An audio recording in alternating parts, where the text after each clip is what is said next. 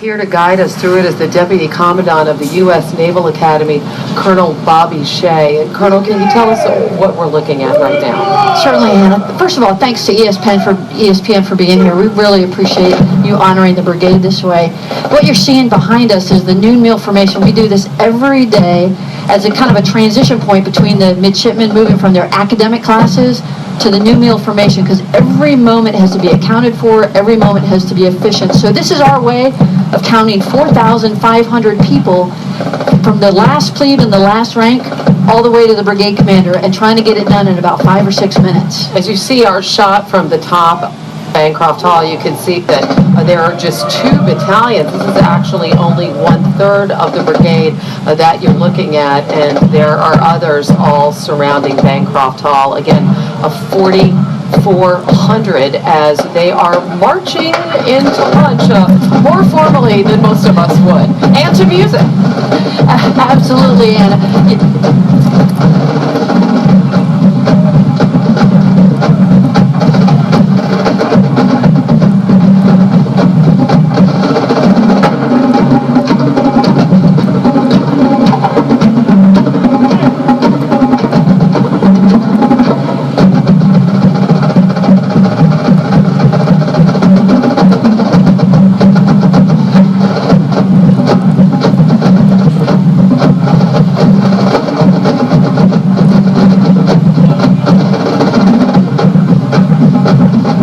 The Drum and Bugle Corps, and I know that you have a saying about what time, tide, and formation waits for no man. Exactly. Whether it's the sweep of the second hand on your watch, whether it's the ebb and flow of the Atlantic current, or formation, it's going to move on, and we've got to teach these young officers that being at the right place at the right time is critical, not only here at the Naval Academy, but also in their lives as junior officers, leading the young men and women of the Fleet Marine Force and the operating forces out in the Navy.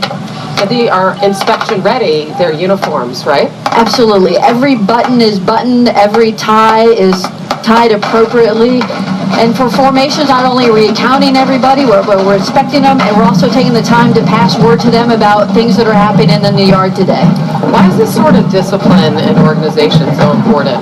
Well, it's all about leadership. Everything we do here at the Academy is about leadership. Whether it's the rigorous academic schedule, our competitive sports programs, or military formations like this, we're training them to earn the privilege to lead those young Marines and sailors who will be led by them in the future. It is all about leadership. Does this happen literally every day? Monday through Friday. This is how we transition from our academic classes into new meal formation in an efficient, effective process. What we're looking at here is Bancroft Hall, and this is really the epicenter of life here at the Naval Academy. Absolutely. It's one of the world's largest dormitories, with the entire brigade living inside with over 1,700 rooms. It's the center of their lives. We call it Mother B, and like graduates like myself, we like to come back to Mother B and see where our leadership really started. And everyone is filing into one single place, one single room to eat lunch. I had lunch there yesterday, by the way, a lovely buffalo chicken sandwich at King Hall. Absolutely. Every moment is accounted for in their day. They're going to move on from lunch and then move back to the academic schedule and then onto the athletic fields this afternoon. I know that you enlisted in the Marine Corps and you have ascended to the position where you are today. What has this place meant to you, Colonel Shea? I would say in one word, it's potential. As a young enlisted Marine, I never thought I would ever go to college. But there was an officer in my squadron who saw something in me that I didn't even see in myself. And that's what we try and do here at the Naval Academy. Surround these young men and women with mentors and leaders and help push the boundaries of their potential so that they can later on go and do the same thing for a young Marine or a young sailor who's striving to be the best that they can be. And you say those words as we hear the Marines hymn in the background and get ready to celebrate the 238th birthday of the Marines, as about a fifth of those here will go onto the U.S. Marine Corps. Absolutely. Men and women all over the globe today, whether it's in camps in Afghanistan or places like Mother B, will be celebrating the Marine Corps birthday today. And I know you're going to go inside and cut the cake and Oh, we heard the Sports Center theme too. It's very well done by the drum and bugle corps. You have to get in and change uniform and cut the cake as the senior Marine there in the dining room. So we'll let you go, Colonel Shea. And must we say, happy birthday, thanks for the great play-by-play, and Semper Fi. Semper Fidelis, Hannah. Thank you. Let's go inside to Kevin Nagani to see how they can possibly feed all these mids at once. Thank you so much, Kevin Nagani, here as we continue our salute to our veterans. You see behind me, they're collecting cake. The Marine Corps will celebrate their 238th birthday on Sunday, and they had the cake cutting ceremony minutes ago, standing inside the anchor, which is also the mess hall. If you look to the right side of me, this is just one wing. How do you feed 4,400 midshipmen all at once? You got to have 55,000 square feet of space. The meals, how about over 13,000 made by the kitchen to feed all these young men and women? How do they do it? Let's go behind the scenes.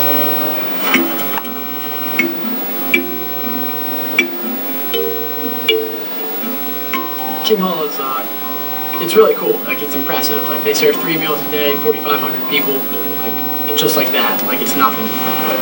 And we kind of think there's people called wizards that come in and get it all done for us. We don't see everything that goes on behind the scenes, but the fact that it's put in front of us, like every single day, right on time, we know that there's a lot going on behind the scenes. We serve everything from poultry to fish to salmon to lobster to crab legs to steak to casseroles to hearty things during the winter. In the diet kitchen, we have tofu, we have veggie burgers.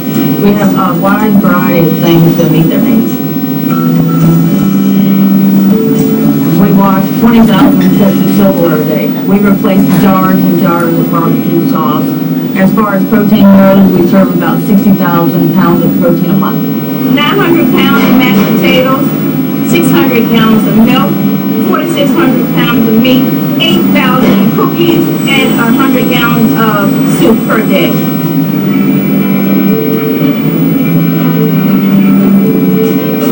The staff that works there, it's just impressive how they can make food for all those people and that they can serve them in a really short span of time. It just seems like a never-ending cycle, and they do it very smoothly, very efficiently, and it really is impressive. I am hungry. Each table is a team, a part of the brigade staff. Sarah Fogelman joining us, a senior here. Give us an idea what it's like on a daily basis. Come down here for lunch, and everybody's here eating. Yeah, the Brigade of Midshipmen eats all at the same time, so all 4,500 mids get served at once. And normally, people stay with their squad, so you're with this, basically a family, and you eat every meal together. It's great. See, you're being smart right now. You're having a salad to start. What's your favorite meal here? My favorite meal is buffalo chicken sandwich. It's the brigade favorite. And do they serve this every day? No, it's once a week, probably Wednesdays. What's the one where you pass on? Because I do notice that there's peanut butter and jelly here if you do not like what they serve. I would have to say, what's the worst meal? I think the passing meal would be fish for me. Fish for you? Let's do it. Sir, you're also part of this table because of leadership. Give us an idea of the commitment and the leadership you provide. Sir, I'm the Brigade Operations Officer, so my job is to run the daily schedule of the Brigade of Midshipmen and coordinate any special events. Sir, thank you for your service here and your commitment. I also want to know, I hear there's an ice cream maker machine here. Where is it? Right there, sir. I'm all about that. Much more to come here at Sports Center from the U.S. Naval Academy.